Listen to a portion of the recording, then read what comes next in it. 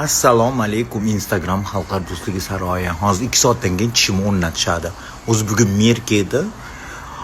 Bugun qilib beringlar, iltimos, ovqat yegim kelyapti. Mazza qilib dedim, bugun qo'yib berishadigan bo'ldi. 2 soat kutib tursangiz, jilovlab, yaltiratib keyin qo'yib beramiz dedi.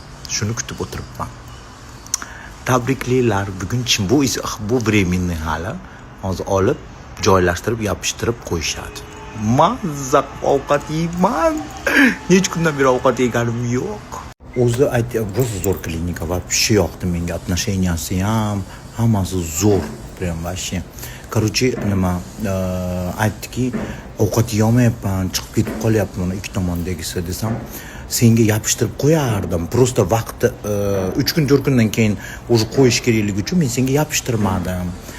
Yopishtirib qo'yganimda boshqatdan pilit qilib yechib og'ritardim. O'shuning uchun dedi, просто tiqib qo'ydim dedi, vaqtinchalik. Seniki tez-ku, tez o'rnatamiz, o'shuning uchun просто qo'yib qo'ydim deydi. Shunaqa gaplar bugun o'rnatishadi наконец-то. Chiroyli qilib o'zimni tishlarimda go'zallikda ketaman.